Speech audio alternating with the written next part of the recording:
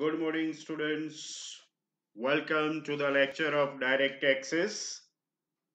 We are in the chapter of salary and question 3, Romola, is going on, right? Yesterday we had part 1 of Romola, and today we will have part 2 to complete the question. But before we start part 2, let us have a quick review of part 1. We are going to revise part 1 in brief. Yesterday we had session 4.8.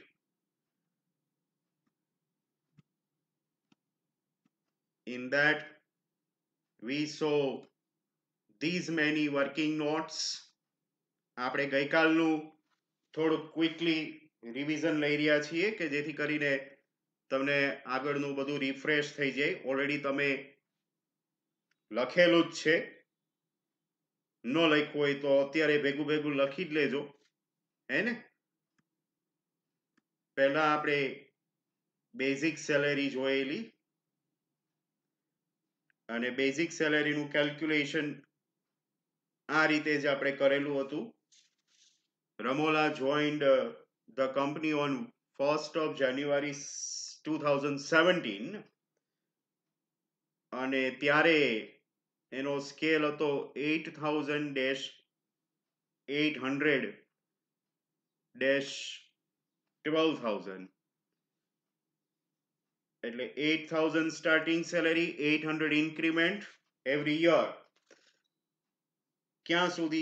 જ્યાં સુધી એની salary 12,000 નો થઈ જાય ત્યાં સુધી 800 નું increment.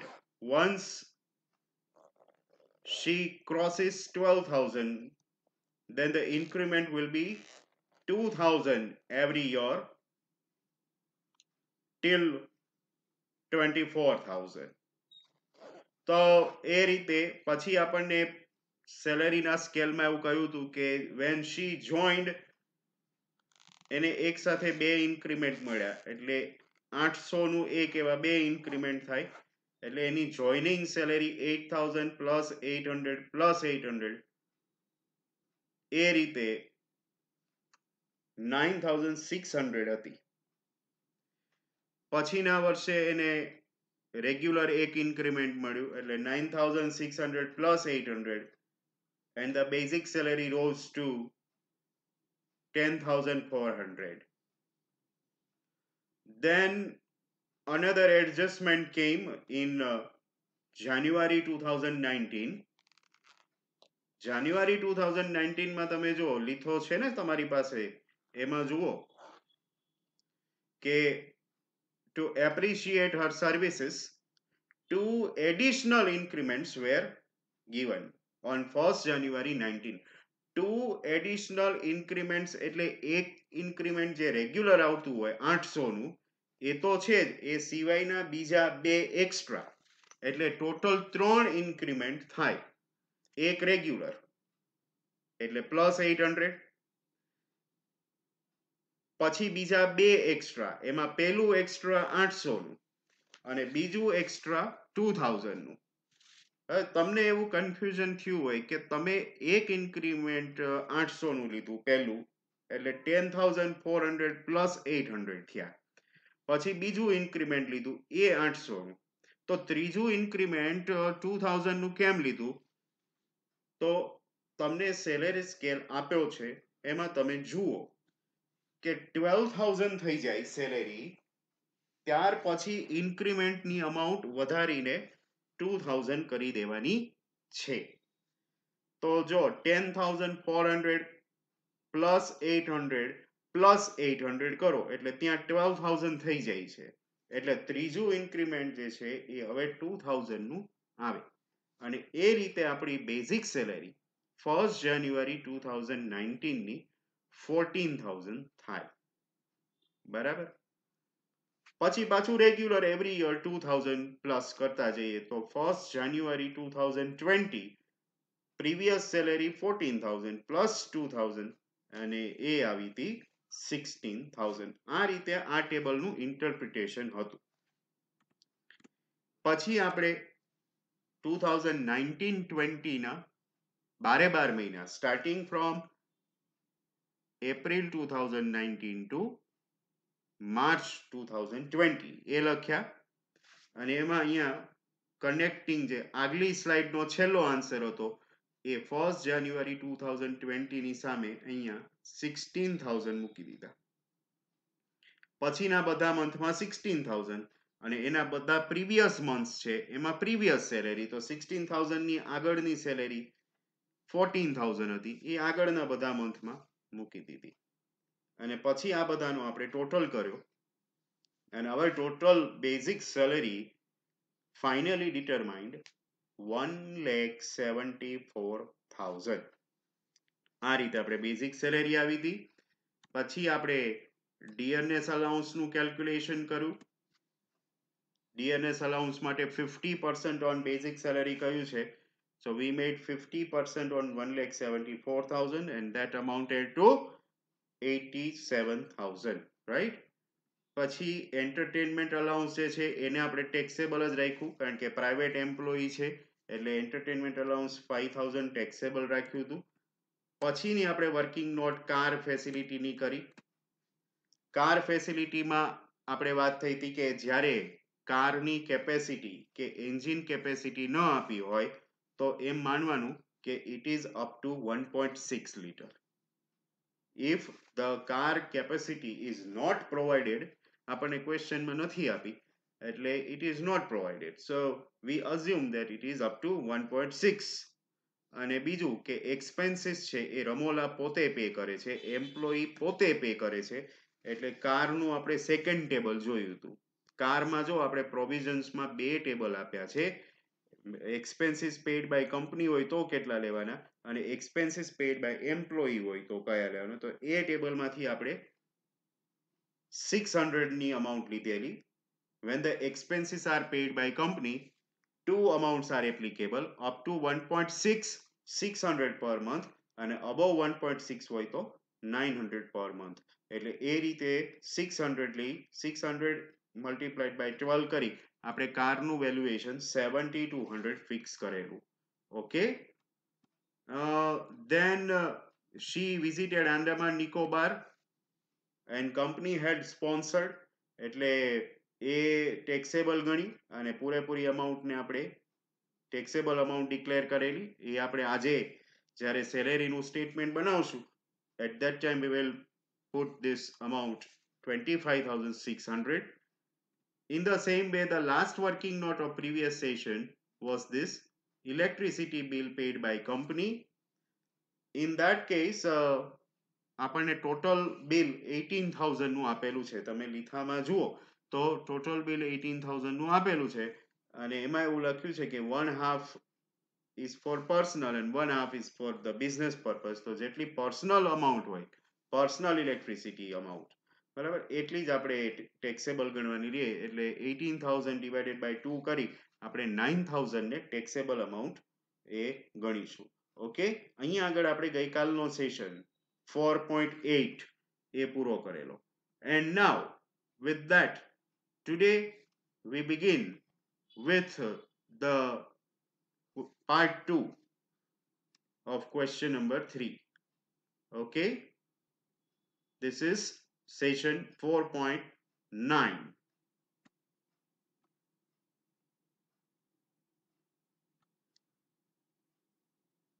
Income of salary. Question number 3. Part 2. બરાબર છે. એટલે આપણે ગઈકાલના સેશનનું રિવિઝન એ આવી ગયું. ઘણાને થોડા ઘણા ડાઉટ્સ હોય તો એ બી બધા નીકળી ગયા. 6 working notes were finished yesterday.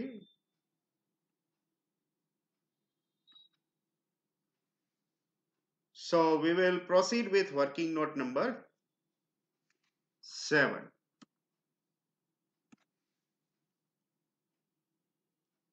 company's contribution to provident fund. Very regular kind of entry or working note. Company's contribution. તમને ફોર્મ્યુલાની ખબર જ છે. ફોર્મ્યુલા મૂકો. Here it is on your screen. Taxable amount is equal to total amount minus 12% of salary. હવે જો આ વખતે salary એટલે બેઝિક સેલેરી લેશું કે બેઝિક સેલેરી પ્લસ ડિયરનેસ અલાઉન્સ કરીને લેશું? કયો જોઈ? કાલે આપણે વાત થયેલી જ હતી. કારણ કે ડિયરનેસ અલાઉન્સ જે છે 50%, એમાં બાજુમાં બ્રેકેટ કરેલું નથી. We don't have any such instruction whether dearness allowance is to be considered for retirement benefit or not. એવી કોઈ instruction છે નહીં. Right? So that means salary means only basic salary. બરાબર છે? એટલે 12% એ આપણે બેઝિક સેલેરી ના જ લેશું. ડીએનએસ અલાઉન્સ પ્લસ કરીને સેલેરી કેલ્ક્યુલેટ કરીશું નહીં. જો તમને આ ટોટલ અમાઉન્ટ ક્વેશ્ચનમાં આપેલી છે, કંપનીઝ કન્ટ્રીબ્યુશન is 25,832 આ આપેલું છે, માઇનસ આપણે બેઝિક સેલેરીના 12% લઈએ છીએ. સો it is 1,74,000 into 12%. ચલો કેલ્ક્યુલેટ કરો. 1,74,000 ના 12% કરો. જો કેલ્ક્યુલેટર લીધા વગર બેસી ગયા ને પાછા, મને ખબર જ હતી. કેલ્ક્યુલેટર માટે તો મારે રોજે રોજ તમને પહેલા કેવું જ પડે, કેલ્ક્યુલેટર લઈને બેસો. બરાબર? એક ખાલી આપણે એથિક્સ ને CSR માં જ નથી કહેતા, કારણ કે એમાં કેલ્ક્યુલેટરની જરૂર નથી. ચલો કેલ્ક્યુલેટ કરો. મારે આટલા આવે છે 25,832 માઇનસ આટલા આવે છે. વેરીફાઈ કરજો. even there may be mistake in my calculation also. okay, એટલે 20,880 મારા કેલ્ક્યુલેટરમાં બતાવે છે, મને તમારા કેલ્ક્યુલેટરમાં બતાવે છે. તો માઇનસ કરો, તો પછી માઇનસ કરો. આટલા આવ્યા. taxable amount 4,952. The taxable amount for company's contribution to provident fund. Right? So this was working note number 7. Next, number 8. Now comes the big boss kind of a working note. House. અહીંયા house at rent એટલે લખેલું છે કારણ કે આવા words ક્વેશ્ચનમાં જ use કરેલા છે, એટલે પછી મેં એમ લખ્યું હાઉસ એટ રેન્ટ. તમે હાઉસ ફેસિલિટી એવા વર્ડ્સ બી યુઝ કરી શકો. બરાબર છે? આપણે આન્સર સાચો આવવો જોઈએ. તમે અહીંયા હાઉસ લખો તોય ભલે, કે ફ્લેટ લખો, બંગલો લખો, જે લખો તે. We are interested in the correct answer. અને તમને ખબર જ છે આના બે સ્ટેપ હોય છે. યાદ છે ને? આપણે જ્યારે જ્યારે કંપની એમ્પ્લોયીને રહેવા માટે હાઉસ આપે ત્યારે એની ટેક્સેબલ વેલ્યુ બે સ્ટેપમાં ફાઇન્ડ કરીએ છીએ.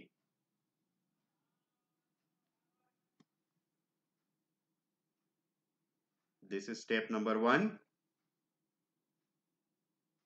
and this is step number 2. In step number 1, we find out BBCA salary, and then based on BBCA salary, in step number 2, we find out the taxable value of house. So let us begin with step number 1. Heading આપો આ રીતે. Step number 1, BBCA salary. હવે BBCA salary find કરીએ એનું table બનાવીએ. મારે તો એક ક્લિક કરો ને એટલે મારે ટેબલ આવી જશે, તમારે બનાવવું પડશે. એના માટે તમારી પાસે સ્કેલ હોવી જોશે. એટલે હવેથી હું તમને રોજ કહેતો રહીશ, ચલો સ્કેલ થી બનાવો. બની ગયું ટેબલ, તમારે બની ગયું. બેઝિક સેલેરી છે જ, B for basic salary, that is 1,74,000. પછી આ વખતે સેકન્ડ બી આપેલો છે, બોનસ, ઇટ ઇઝ ધેર, એને આપણે એડ કરીએ, that is 7,500. Then C for commission, we have got commission as well, that is 12,000, right? And allowances, A for allowances, તો allowance માં જો આમ આપણને બે અલાઉન્સ આપેલા છે, ડિયરનેસ અલાઉન્સ છે ક્વેશ્ચનમાં અને એન્ટરટેનમેન્ટ અલાઉન્સ પણ છે. પણ ડિયરનેસ અલાઉન્સ આપણે આમાં એડ નહીં કરીએ કારણ કે ડીએ ની બાજુમાં બ્રેકેટ નથી. એ બ્રેકેટ હોય તો જ ડીએ આવે, બાકી ક્યાંય વર્કિંગ નોટમાં બીજે ક્યાંય ડીએ આવે નહીં. એ ડાયરેક્ટ સ્ટેટમેન્ટમાં આવે, અહીંયા મૂકી દેશો, અહીંયા નહીં. તો પછી હવે અલાઉન્સમાં એક જ વધે છે, હે ને, એન્ટરટેનમેન્ટ અલાઉન્સ 5,000. તો આ બીબીસીએ થઈ ગયું, ચારેયમાં એક એક આવ્યું. ચારેયનો ટોટલ કરો ચલો અને વેરીફાઈ કરો કે આ બીબીસીએ સેલેરી સાચી આવી છે. ચલો 1,98,500. That's the BBCA salary. Step number 1 of the working note number 8. Now step number 2 begins.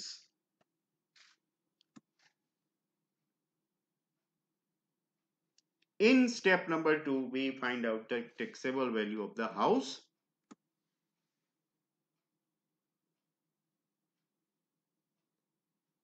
જુઓ,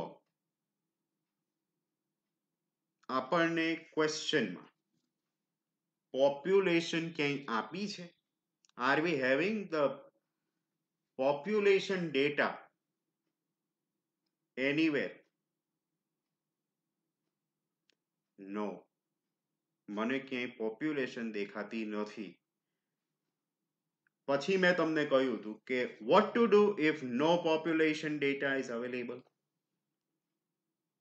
We consider 15% of BBCA, right?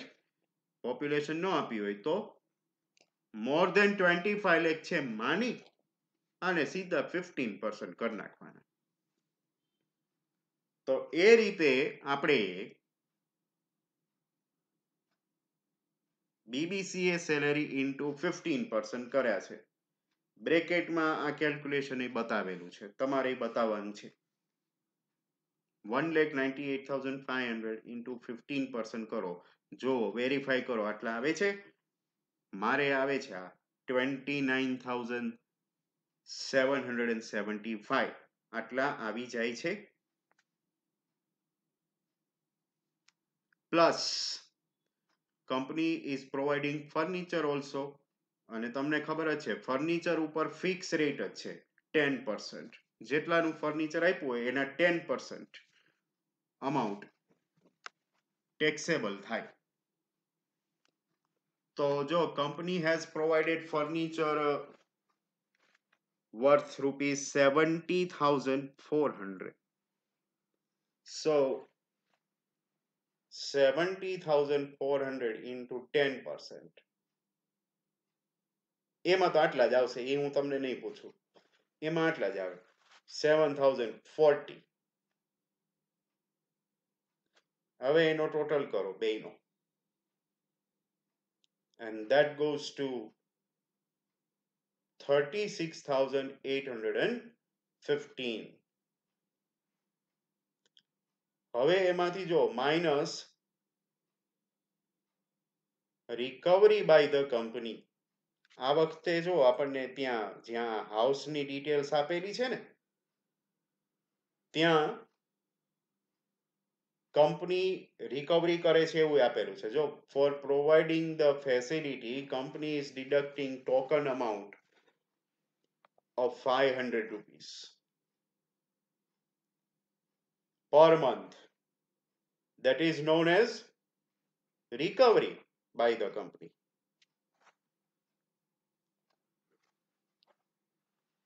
તો રિકવરી માઇનસ કરો, ચલો 500 into 12, that will be 6,000.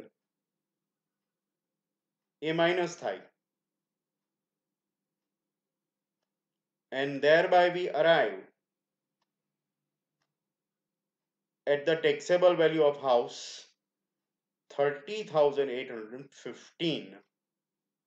The answer of house. આ answer ને આપણે salary સ્ટેટમેન્ટમાં mention કરીશું.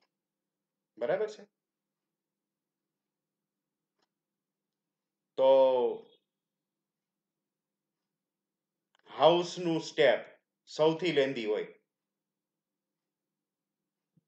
એ આપણે અહીંયા પૂરું કર્યું. હવે અહીંથી આગળ વધીએ. આગળ વધીએ પહેલા એક ખાસ વાત મને યાદ આવી એટલે હું કહું છું કે તમે લોકો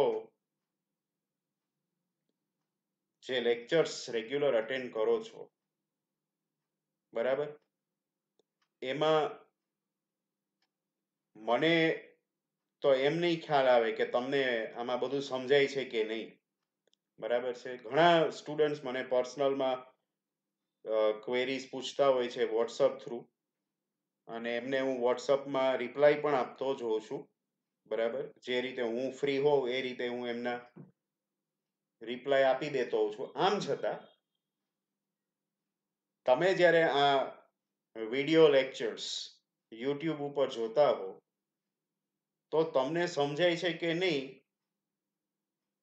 એનું મને એક સિગ્નલ તો આપજો જ. એટલે ત્યાં લાઇકનું બટન હોય છે ને ડિસલાઇકનું બટન હોય છે.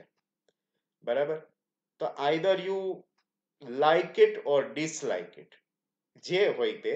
બરાબર, હું એવું હાવ ન કહું કે એને લાઇક જ કરજો, પણ તમને જો લેક્ચરમાં મજા આવી હોય અથવા તો તમને લેક્ચર જે છે એમાં સમજાઈ ગયું હોય તો લાઇક આપો, ડિસલાઇક આપો, કે મને ખબર તો પડે કે તમને સમજાય છે કે નથી સમજાતું.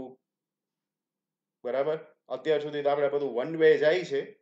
બરાબર, બહુ મોટો વન વે છે, અને હજી આ વન વે માંથી ક્યારે ટુ વે થશે that we don't know. તો જ્યાં સુધી વન વે રહે ત્યાં સુધી તમે લાઈક આપતા રહો, તો મને ખબર પડે કે હું જે બરાબર કરું છું કે નહીં. બરાબર છે? આમ તો તમે સિનિયર સ્ટુડન્ટ છો કોલેજના, અને એ રીતે તમે આ રીતના પ્રેઝન્ટેશનથી ટેવાયેલા છો. અને હવે તો શું છે, આ ચોથું ચેપ્ટર છે એટલે હવે તમને આ મેથડ ફાવી ગઈ હોય. બરાબર, પછી તો જ્યારે તમે ક્લાસમાં આવશો અને બોર્ડ ઉપર ભણશો ને તો ઉલટાનું તમને એમાં મજા નહીં આવે. મને તો બીકી છે. પણ અત્યારે આપણું આ પ્લેટફોર્મ છે તો એ જરાક ધ્યાન રાખી અને તમે લાઈક આપતા રહેજો કે તો મને ખ્યાલ તો આવે કે કંઈ ફેરફાર કરવો પડે એમ હોય તો કરું. બરાબર, નહીં તો આમ નામ ચલાવી જાઉં. Right? Anyways, next working note. No, it's not a working note. Working notes are over. Oh. Statement showing taxable income of salary for Ramola. આપો heading લો. Salary statement આવી ગયું અને heading એ અપાઈ ગયું. તમારે અપાઈ ગયું? Previous year assessment year compulsory. Same 6 માં આ જ પ્રીવિયસ યર અને એસેસમેન્ટ યર રહેશે. બરાબર છે, કારણ કે ત્યાં સેમ બદલાય છે, યોર નહીં. અને એની નીચે આપણે ટેબલ બનાવીએ અને ટેબલ બની ગયું. હવે આમાં તો શું છે, આપણે બધા આન્સર જ મૂકવાના છે જોઈને, અને જેની વર્કિંગ નોટ નહોતી આપી એના ક્વેશ્ચનમાં જોઈને મૂકી દો. આમાં કોઈ બીજું નવું કેલ્ક્યુલેશન તો આપણે કરવાનું છે નહીં. So it starts with basic salary, that is 1,74,000. પછી ડિયરનેસ અલાઉન્સ. જો ડિયરનેસ અલાઉન્સ અહીંયા સેલેરીના સ્ટેટમેન્ટમાં તો લેવાનું જો, અહીંયા બાજુમાં બ્રેકેટ હોય કે ન હોય. સેલેરી સ્ટેટમેન્ટમાં સેકન્ડ નંબરની એન્ટ્રી ફિક્સ જ હોય, ડિયરનેસ અલાઉન્સ. એ આપણે મૂકી દીધું. વર્કિંગ નોટમાં ક્યાંય બેઝિકમાં આપણે ડીએ પ્લસ નહોતું કર્યું, પણ સેલેરીના સ્ટેટમેન્ટમાં તો ડિયરનેસ અલાઉન્સ કમ્પલસરી આવે જ. Then we had bonus and commission. એ તો આપણે ડાયરેક્ટ જ મૂકવાના હતા. બરાબર, એની તો કઈ કોઈ વર્કિંગ નોટ હોતી નથી. જોઈને આપણે મૂકી દઈએ. કમિશન બોનસ બે. Then વર્કિંગ નોટ નંબર 3 આપણી ગઈકાલના સેશનની હતી આ. એમાં એન્ટરટેનમેન્ટ અલાઉન્સ, that was 5,000.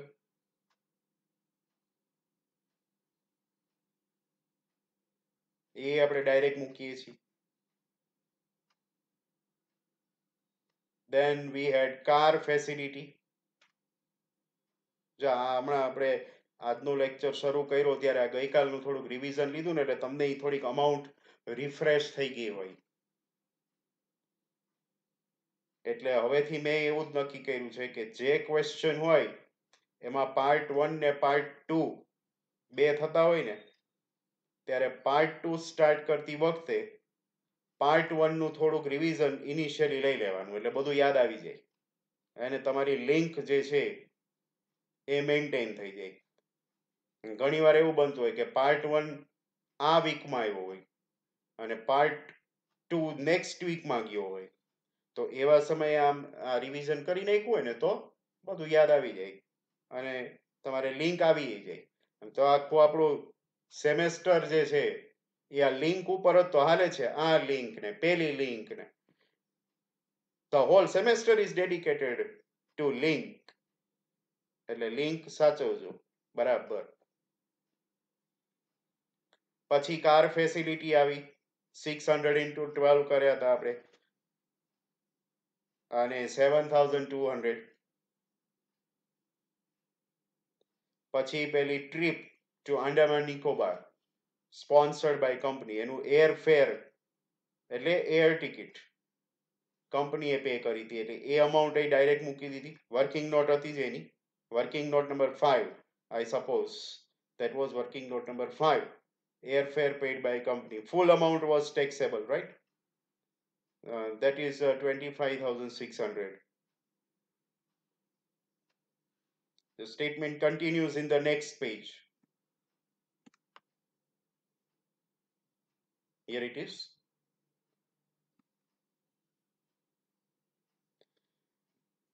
પછી વર્કિંગ નોટ નંબર 6 જે છે એમાં ઇલેક્ટ્રિસિટી બિલ હતું અને એમાં આપણે વાત થઈ હતી પર્સનલ અમાઉન્ટ જે છે એ જ લેવાની હતી.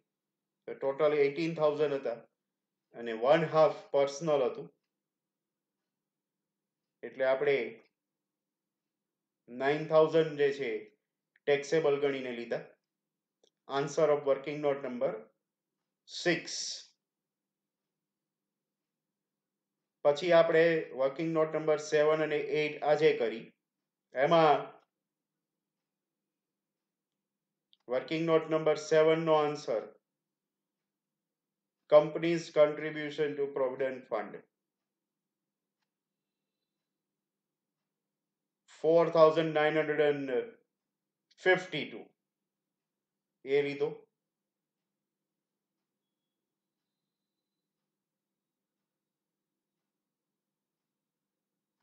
પછી house facility working note number 8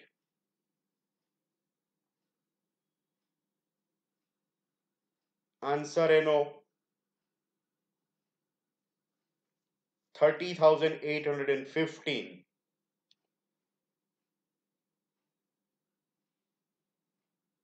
આટલી અમાઉન્ટ્સ હતી.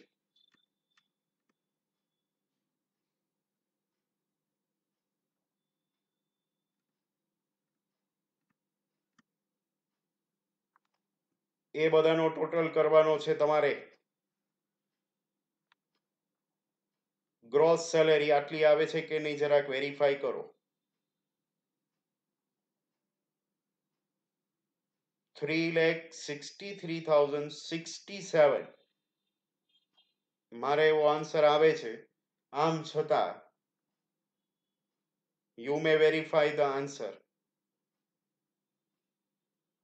તમે ટોટલ કરી રહ્યા છો અત્યારે.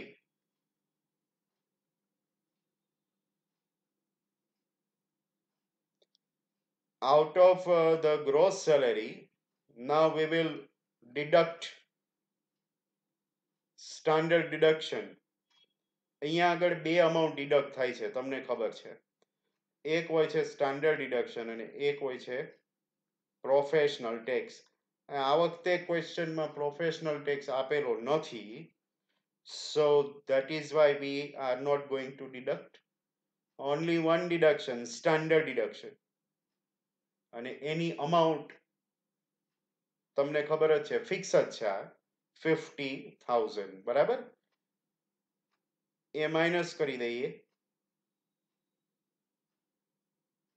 એટલે હવે વધે એ આપણો final answer. Net taxable income of salary 3,13,067.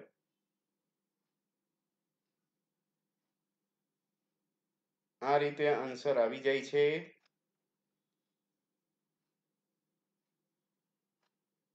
બરાબર. અહીંયા આગળ આપણું સેલેરીનું સ્ટેટમેન્ટ પૂરું થાય.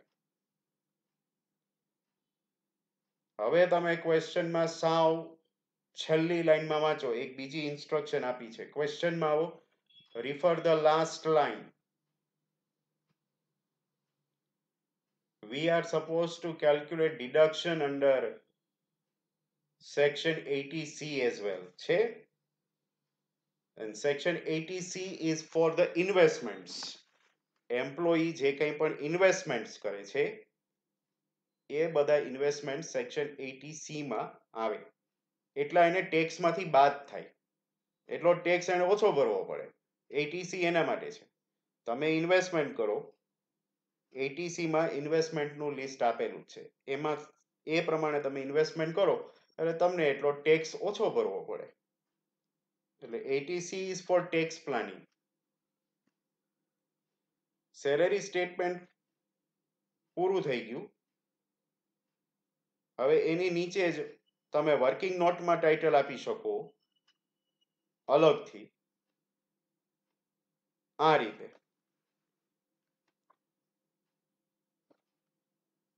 deduction under section 80C. હવે આખા ક્વેશ્ચનમાં રમોલાએ પોતે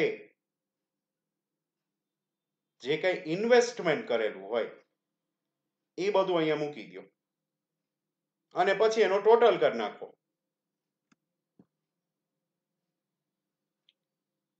Then see, there are total 2 investments made by Ramola. એક તો જો એને પોતે લાઈફ ઇન્સ્યોરન્સ પ્રીમિયમ પે કર્યું, તો life insurance premium is a kind of investment. એને પોતે કરેલું છે, એને પોતે કર્યું હોય એટલે 80C માં આવે.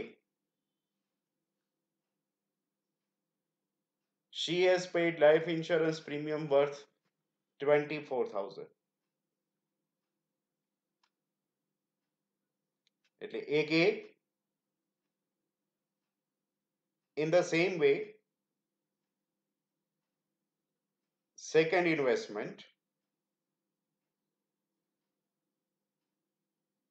company's contribution to provident fund છે એ પોઈન્ટમાં જ એનું પોતાનું પ્રોવિડન્ટ ફંડ કન્ટ્રીબ્યુશન છે, તો એ એમાં 25,832 આપેલું છે. તો પ્રોવિડન્ટ ફંડ એક ટાઈપનું ઇન્વેસ્ટમેન્ટ જ છે અને એણે પોતે જે કરેલું હોય ઇન્વેસ્ટમેન્ટ પ્રોવિડન્ટ ફંડમાં એ અહીંયા 80C માં લેવાય પૂરેપૂરી અમાઉન્ટ. એટલે એ આવશે 25,832. તો ટોટલ કરો બે ઇન્વેસ્ટમેન્ટ નો and you will arrive at 49,832. And the same will be qualifying amount. Qualifying amount આપણે કઈ રીતે નક્કી કરીએ છીએ? So always remember, total amount ગમે એટલી હોય, qualifying amount under section 80C is maximum 1,50,000. 1,50,000 maximum 80C ની qualifying amount છે. That is fixed by Income Tax Act. So any investment which is less than 1,50,000 is fully qualified. But if the total amount is more than 1,50,000, investment 1,50,000 થી વધારે કર્યું હોય તો qualifying amount 1,50,000 જ રહેશે. એનાથી ઓછી હોય તો પૂરેપૂરી, એનાથી વધારે હોય તો મેક્સ 1,50,000. સમજાય છે? આપણે ગયો સમજે કેલ્ક્યુલેટ કર્યો તો મને લાગે છે એમાં આ પોઈન્ટ આવ્યો હતો. આપણે લગભગ ક્વેશ્ચન 4 માં ક્વોલિફાઈંગ અમાઉન્ટ જે છે 150 હતી, ટોટલ અમાઉન્ટ કંઈક વધારે આવતી હતી આગળના સમમાં. જો એ કંઈક 1,50,000 થી વધારે હતી એટલે પછી ક્વોલિફાઈંગ અમાઉન્ટ જે છે એની સામે આપણે 1,50,000 મૂકી દીધા હતા. But that is not the case here. અહીંયા ટોટલ ઇન્વેસ્ટમેન્ટ 49,832 છે. So it is less than 1,50,000 and that is why it is fully qualified. હવે આનું કનેક્શન શું છે એ કહી દો.